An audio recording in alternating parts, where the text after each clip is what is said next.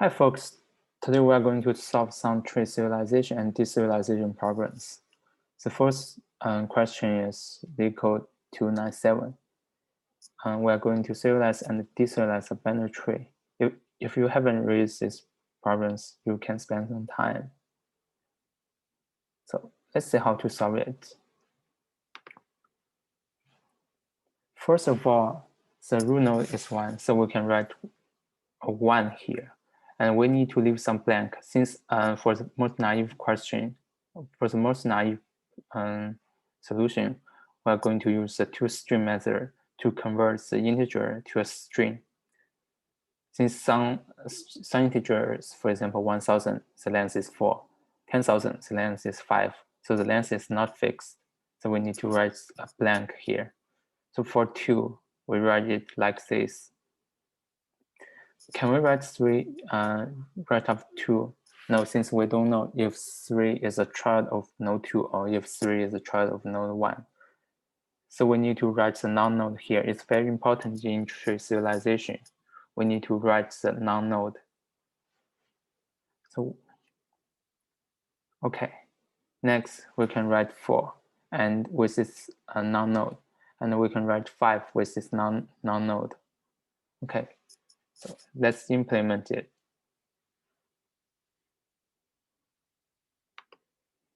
Okay. So for this serialize, we can pass, we have data, then we call serialize. We can pass a root node and data, and we can return data. Okay. Let's implement the serialize function. We can pass this tree node root here, and we can pass this data as reference data. So how do we serialize it? If root is a non-pointer, we can write then we need to push back blank here. Okay. Return. Otherwise, we need to write the value first. So we need to do data plus is toString root value. Then we can push back blank. Okay. Then we just serialize left and right parts.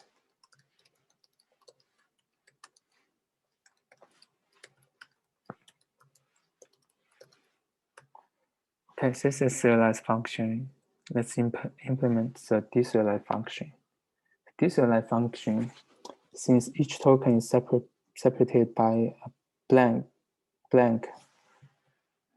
by a space, yes, so we can use string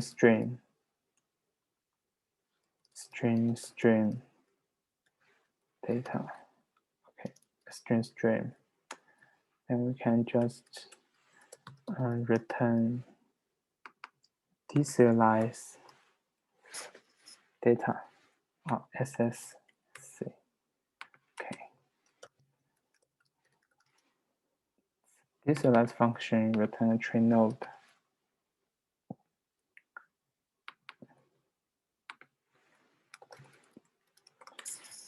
Okay, first we need to raise the next token.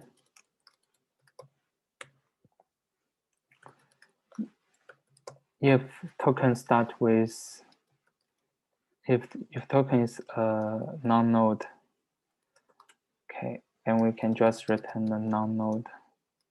Otherwise, it's a normal node, so we can use s2i to get the integer, and we can new this node. new tree node B. Then we can deserialize the left part and the right part.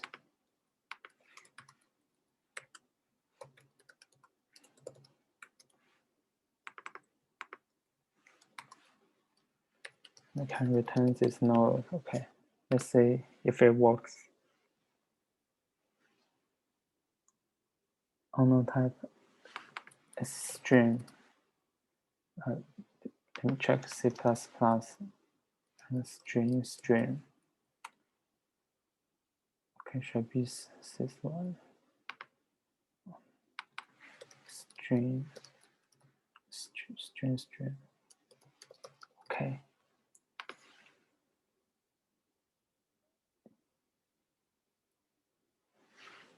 And deserialize.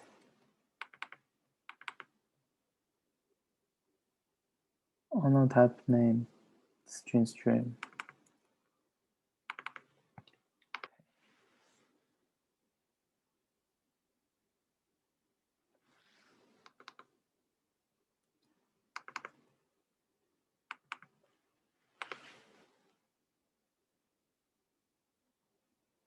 Oh, serialize.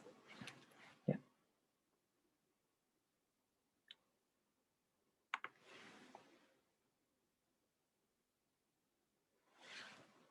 Line 13. We can make this a void function.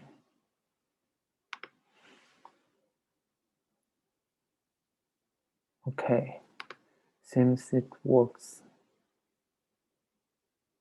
Yes, but for this solutions, that's one problem. For example, sometimes the integer, let's say, any integers less than 1,000, the length is less than 4. But most integers, let's say maybe 10,000, 100,000.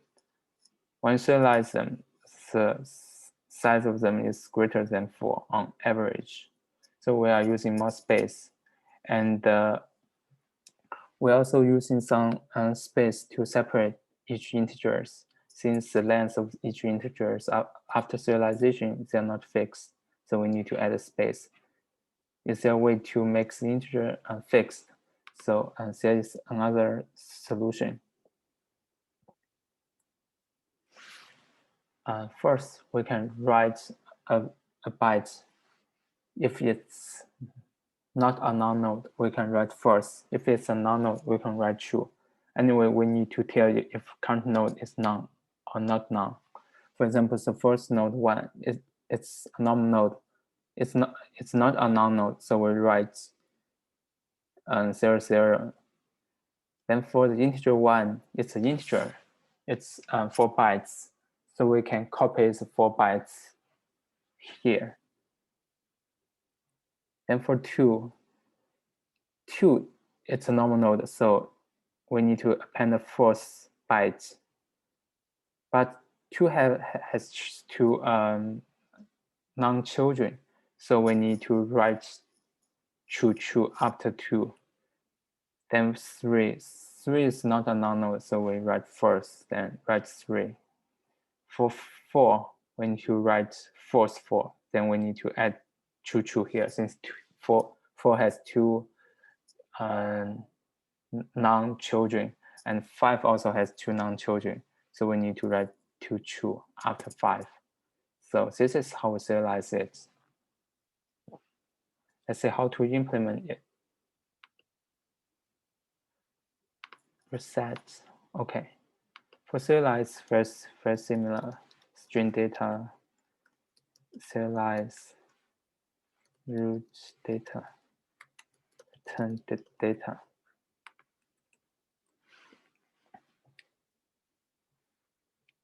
Void, serialize.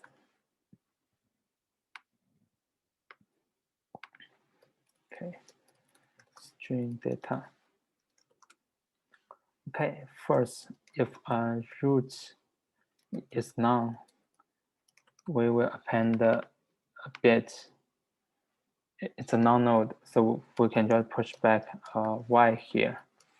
It's a non-node. Otherwise, we will add a null here. it represents true, it represents false. Okay, now we need to copy the 4 bytes of the integer to our string. How do we do it? We can use memcopy. So memcopy source. Source is see, memcopy destination source. Okay. So destination is buffer. Source is root value. Size of int. Okay. Then we can for loop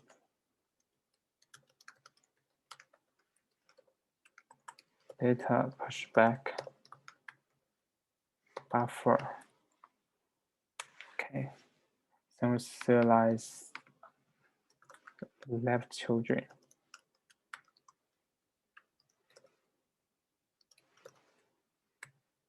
And the right children. Okay, let's see how to deserialize it. For this one, we cannot use string stream since there is no space between each token. So we need to pass index, return, serialize, data position. Okay. Tree node, data position. Okay. First, we need to read if it's a Y or no. Okay. Right.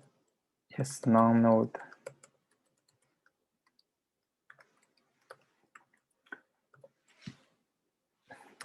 If it's Y, then it's a non-node. Okay. Position plus plus. Okay. If it's non-node, we just return a non-node. Otherwise, we need to get the value. We can use memcopy.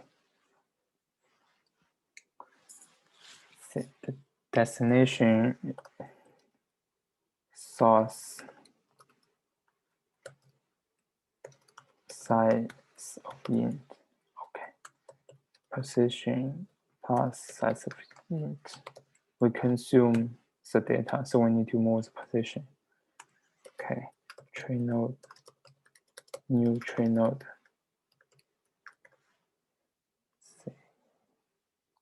V. And then we deserialize left part and right part.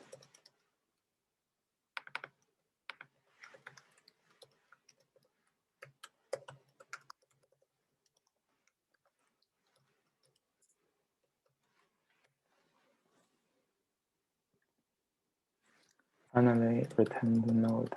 Okay.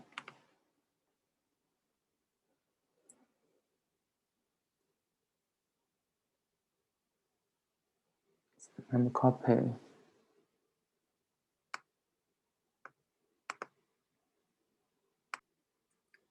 Okay, if it's a non-node, we need to return.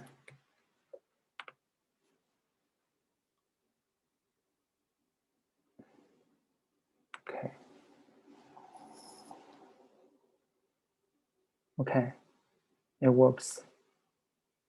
Okay, now we solve this problem. Let's take a look at another similar serialization problems.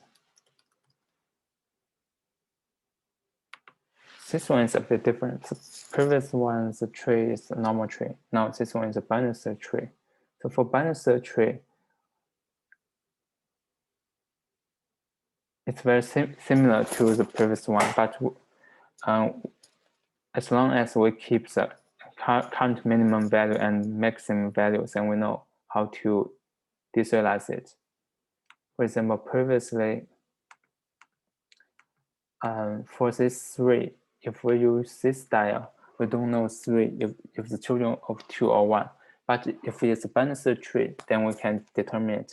Let's see how the code look like. So for serialize, it's very similar.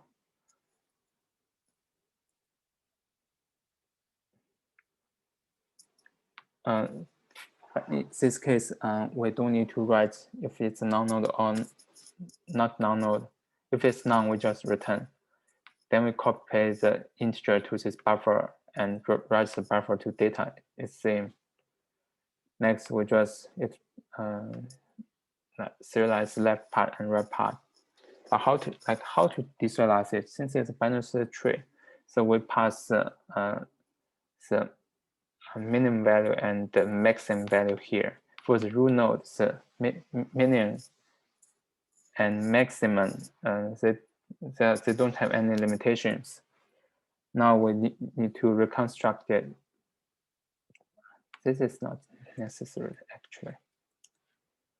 First, we have the value, and we need to, we can use mem copy to get the next 4 bytes to our value. If the value is not within my range, then I know this value does not belong to me. It belongs to other nodes, so I can just return none. Otherwise, I can just new node and move my position and deserialize my left children and right children. Then I can just return this node.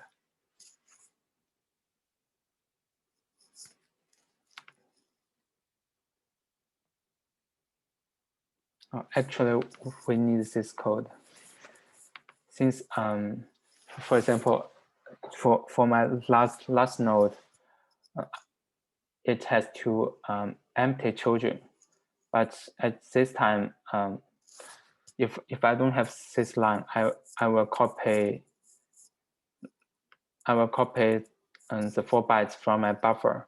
But I already used up my buffer if it's my last node. Since if it's my last leaf node, I will try to deserialize the left children of my last node. Then I will go to this reconstruct function again. But now position is my last position. If I use mem copy, then there will be some memory error, memory access error. So we need to keep this track. Yeah, okay.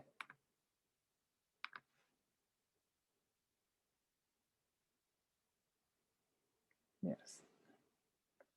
And now let's take a look at an Apple interview question. The question is where we have a binary tree, and for each node, the value is a character.